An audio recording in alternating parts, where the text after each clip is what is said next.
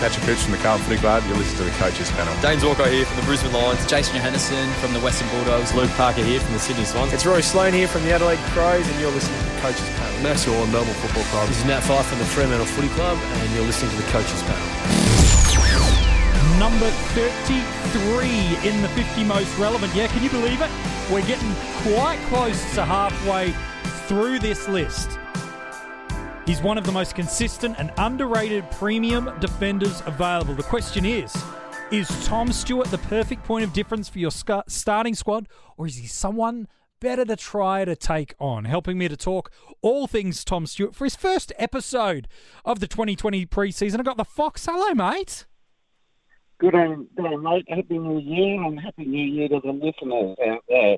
And 2020 did not come around quickly. Yes, no, it certainly turned up very, very quickly. But the good news is we're just days away now, depending on the format you choose to play. Days away from some of these salary cap formats opening for us. And Tom Stewart's a fascinating cat to talk about, pardon the pun. 26-year-old defender. His best score last year came against the West Coast Eagles in AFL Fantasy. It was 124 in that format. He's averaged 95 is what he's priced at for us this year. While in SuperCoach, it was 124 against the GWS Giants. He's priced at an average of 98.1, just over 530,000 in that format. A tick over 700,000 in fantasy, and a little bit below that in DreamTeam. And Fox, it's pretty crazy to believe that just 4 or 5 years ago, he was playing for South Barwon in the Geelong Footy League, and now all of a sudden he's an All-Australian, one of the best defenders in the game. What a meteoric rise he's had. Yeah, absolutely. Just come from nowhere. Very reliable. More than durable, and the Cats love it in his hands.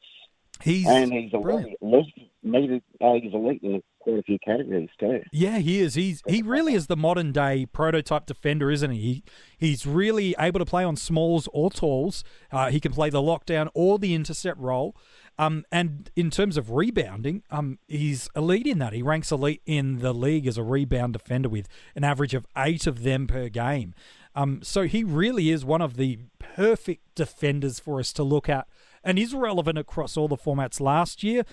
He did really have a breakout year in 2018. He averaged 79 in DreamTeam and Fantasy. In SuperCoach, it was 85. He had a significant increase, around about 13, 14 points per game on those averages into 2019. And in SuperCoach last year, he finished the season second behind Jake Lloyd for most points. Yeah, so for total points, he's your number 2 available defender. In averages, that's where he gets brought back to the pack a little bit more, because he averaged 7th overall with an average of 98.2. But in terms of points per minute, he's going just fine, well over 1.2 points per minute. And from his 22 games last year in SuperCoach, 8 scores of 100 or more, 3 of them were 120 or above. And while his ceiling's not super crazy, Fox, and we'll talk about his AFL fantasy numbers in a moment, it's his ability to have a really high scoring basement or floor that probably makes him quite appetizing for coaches. Yeah, absolutely. You did mention 8. He's gone for 8 DreamTeam tons, but you've got the consistency. He's gone for a 92, a 93, a 97, 98, and a 99. Yeah. So how consistent is that? Yeah, he's phenomenally consistent in his role. Last year, in SuperCoach, he dipped his score below 80 in just the 3 games, but never below 74. Again, you can hear that and go, 3 scores under 80, that's not what I want. Well, hang on a second. If you break it down against some of the other key premium defenders that we have available this year, you take that deviation of what he can do at his peak. Yes, he's got a ceiling, not the frequency of others, but he's got a ceiling. It's the high basement we love. As 74 is your lowest score, that's not going to destroy you. It's the 50s, the 60s. It's the get tagged out of the game. He's not giving you that. And for a guy that had such great scoring about him in SuperCoach last year, remember, number 2 point scorer in that format, crazily enough, he had just 20% of ownership last year in SuperCoach. That's really quite low, isn't it, Fox, for a guy that's got such good scoring consistency? Oh, absolutely. And yeah, he actually surprised me when I did a bit more research on him. Absolutely surprised me. The thing that actually stood out the most to me was the ratio, the here we kick to go. mark ratio. When you're doing the footy, Coach always says, kick the frigging thing. 19 to 4, kick to handball, which breaks that down to about 4.5 times to 1 that he's kicking at the handball. That's what you want. It's it wouldn't be a Fox podcast without a ratio, so thanks. Hope that helped us through. No, it just stood out. It's bloody okay. It stood out. It really stood out. Oh, absolutely, it does. It really should. In fantasy and Dream Team last year, he had a phenomenal season too. For total points of defenders, he was ranked 4th. Only Lloyd, Laird, and Crisp, who we've heard already from in the 50 most relevant, they're the only 3 that scored more points than him total last year. Ranked 6th for averages overall, and across the year in fantasy and Dream Team, 8 tons.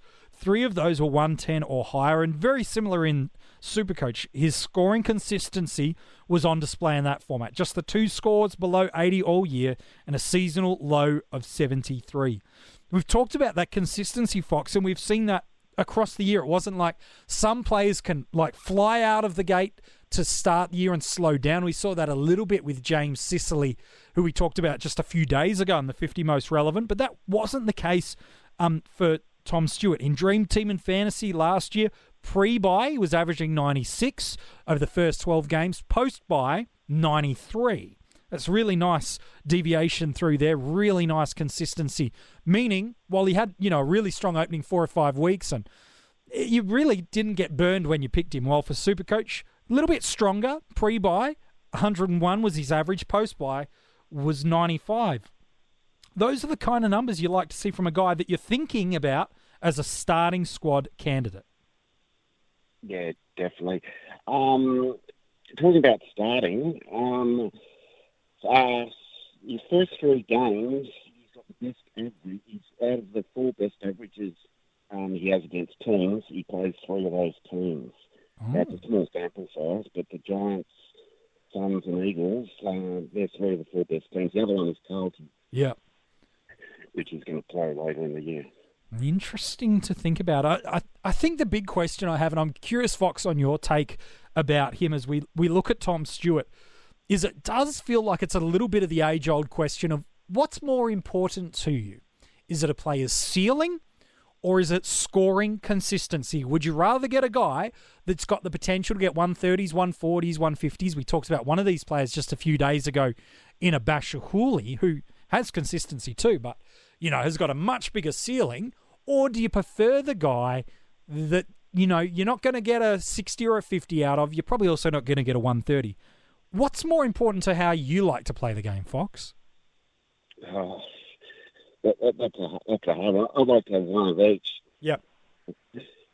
Does that make sense? Yeah. So you might choose... One team in there that's consistent. Yep. And another one that's got a high ceiling. Yeah, nice. If you're going to take 2. So you might pick someone that's, if you were maybe the avenue of looking through a Tom Stewart that could be appealing to coaches, you might be thinking of taking a starting squad target with a Dan Houston, who, while having a midfield role, should score well, but there is an element of risk around that, or someone like a Hooley, who we've talked about, who's got some injury concerns but has a ceiling. Maybe a Doherty, if you like, well, I think he'll be good, but I'm not too sure. That's where you're thinking Stewart might be that perfect anchor for your side to give you some confidence to build off. Yeah, absolutely. I'd like to have a nice mix myself.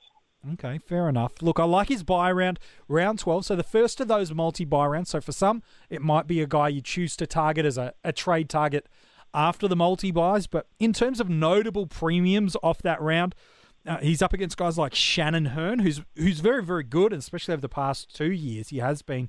But at 32, are we going to start seeing a decline in scoring? Maybe, maybe not. A Dan Houston, who was revealed around about a week ago in the 50 most relevant.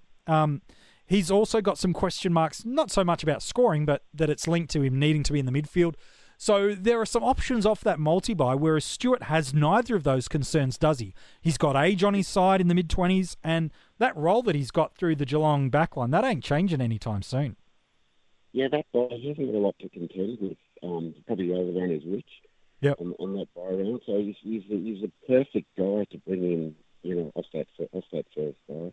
Yeah, I really, the more I looked and researched and thought about Tom Stewart, the more I'm like, look, it doesn't feel like it's a really exciting pick.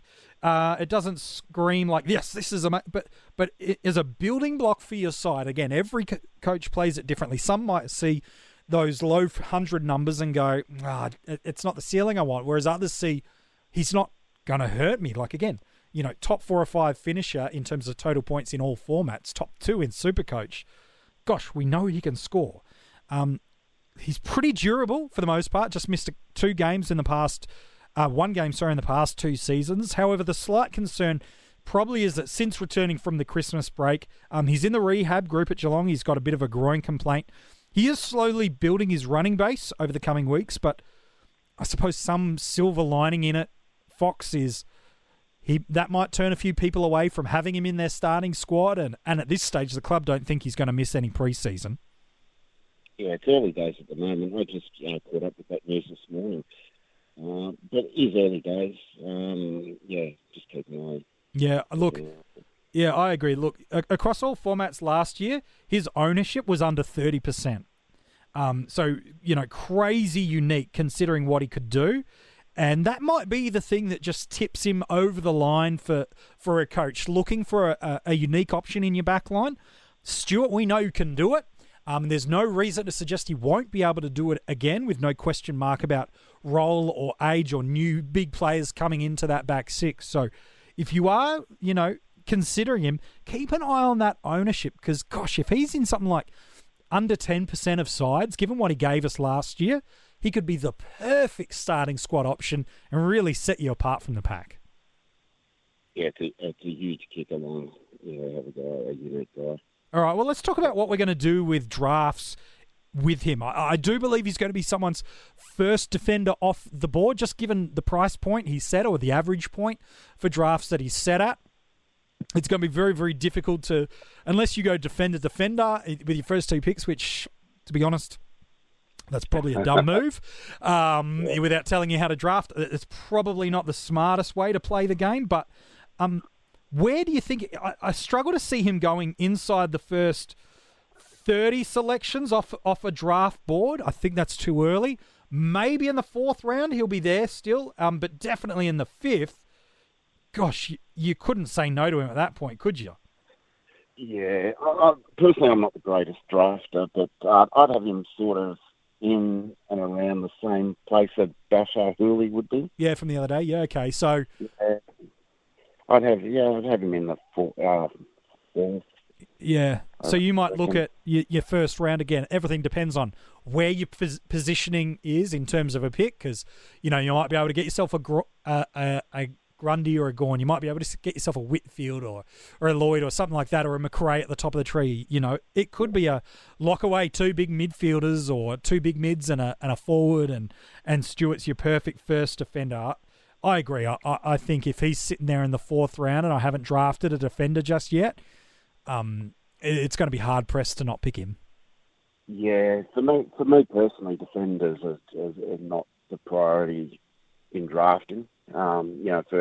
First 2 picks. Yeah. But if they're there and they're good, take them. Oh, absolutely. Again, everyone's different. I know some people that will refuse to pick a ruck until their final pick. Even if they had pick 1 and had the option of Brodie Grundy, they'd still not.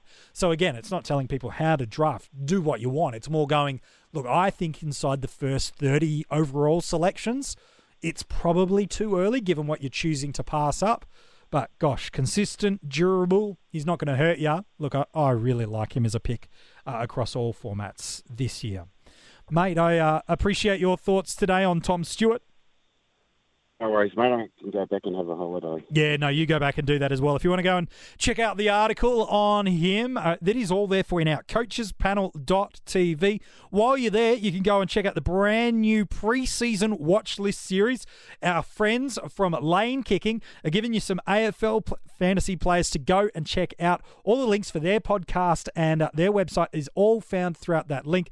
As well, you can go back and check all the other players we've revealed so far in the 50 most relevant. If you're loving these podcasts, leave a 5-star rating and review. Tell your friends that play the same salary cap formats of the game about the coaches panel. And if you want to get ahead of the game, get some early access content, you can support the coaches panel, join our Patreon, and you'll get these podcasts a day ahead of everybody else.